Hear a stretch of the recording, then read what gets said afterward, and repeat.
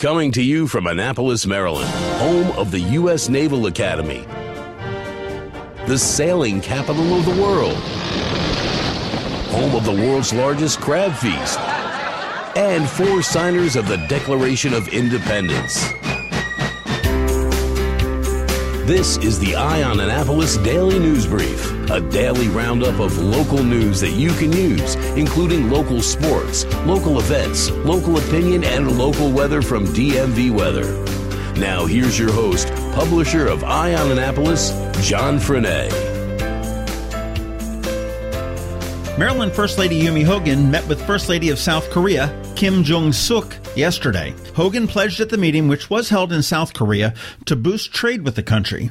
The meeting came as tensions between North Korea and the U.S. continue to rise. The Orioles' playoff push took a step backwards yesterday as the team fell to the Yankees 7-4. With just about 3 weeks left in the season, the O's are 2 games behind in the American League wildcard, so they do have some ground to make up. Ravens quarterback Joe Flacco returned to practice this weekend after being out for about a month with a back injury. Coach John Harbaugh said Flacco, quote, looked good, quote, and it's assumed this means that Flacco will play in the season opener this weekend.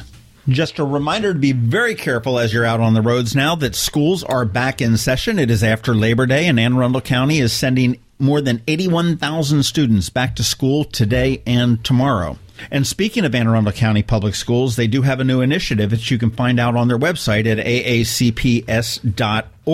And it is a video produced over the summer that addresses online safety, sexting, bullying, racism, and more. Some of the facts presented are really startling. 20% of all teens have sent or posted a nude video. The video features a testimony from experts and a convicted sex offender that warns parents about how they groom students.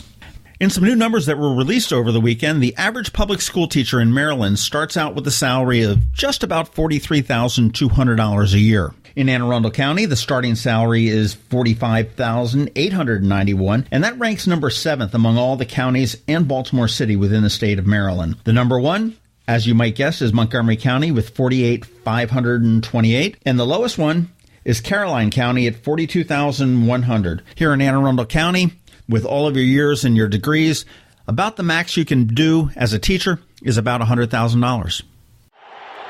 If you're looking for local sports, it's right here, right now on the On Annapolis Daily News Brief.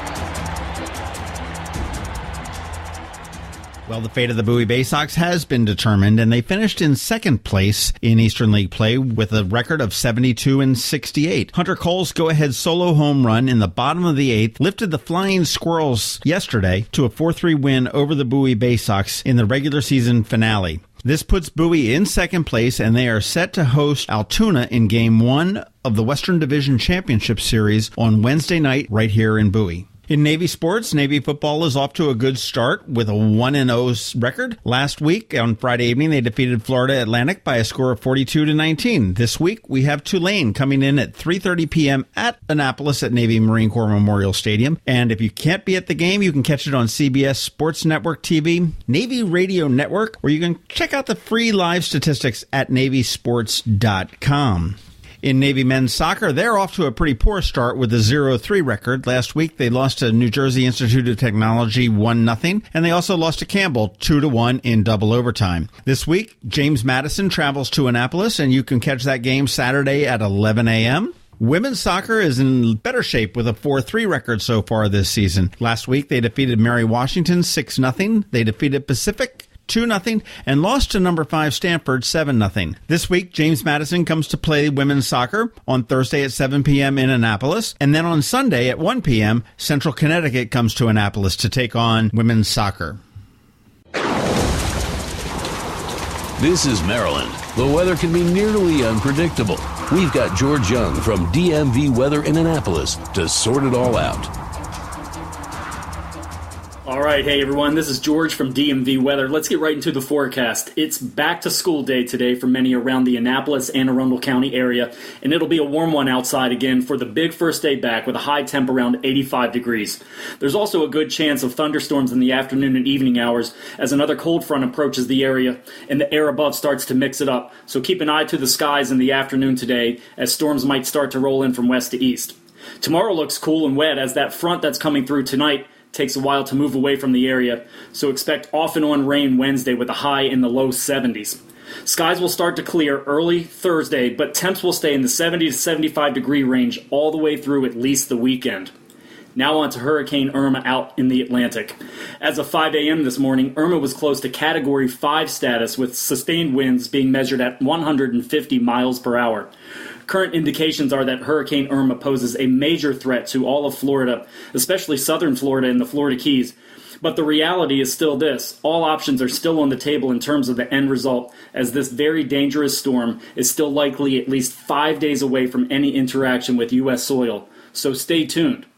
Okay, that's it for us today. Be sure to download the free DMV Weather app in the Apple App Store or Google Play Store by searching for DCMDVA Weather. And also follow us 24/7, 365 on social media or on our website at dmvweather.com. This is George Young of DMV Weather with your Annapolis forecast. Whatever the weather, have fun out there and be safe. The Eye on Annapolis Daily is possible in part because of the generous support from Ram's Head On Stage. Ram's Head, where every seat is less than 48 feet from the stage, brings more than 400 concerts a year to the area. To wet your whistle, check out some of these upcoming shows. On September 7th, Pablo Cruz. Carla Bonhoff on the 13th. Dennis DeYoung and the Music of Sticks will play at Maryland Hall on the 13th. And the one I'm most looking forward to, Randy Newman on September 21st, also at Maryland Hall. Yes, Randy Newman, Short People, I Love L.A., and You've Got a Friend in Me. Tickets are still available, and you can get yours at ramsheadonstage.com, or if you want to go old school, head on down to their box office. Ram's Head is located in the heart of beautiful downtown Annapolis at 33 West Street. For a guaranteed great night out on the town, ramsheadonstage.com. They say opinions are like... Here we are with a dose of opinion for you. Here we are, September 5th, and it's a new beginning for this podcast. Well, it's almost a new beginning. We launched this thing on Friday, but it's still new to us. It's a new beginning for my daughter, who returned to college this year for her junior year. A bit closer to home, it's a new beginning for more than 81,000 students who'll begin classes in the Anne Arundel County Public School System today and tomorrow. We're going into some new beginnings with our elected officials in the city of Annapolis. And I was thinking that newness is very refreshing. With newness, there's no barriers. You can achieve whatever you set out to achieve. And sure, there's going to be missteps along the way, but with newness, the sky truly is the limit. Recently, I had heard an interview with gubernatorial candidate Alec Ross, and he is a tech guru who served in the Obama White House, and he actually taught in some of Baltimore's most underperforming schools. He said that the schools were absolutely loaded with talent. However, there was so little opportunity for that talent to surface. That's a very bold, sad, and true all-in-one statement.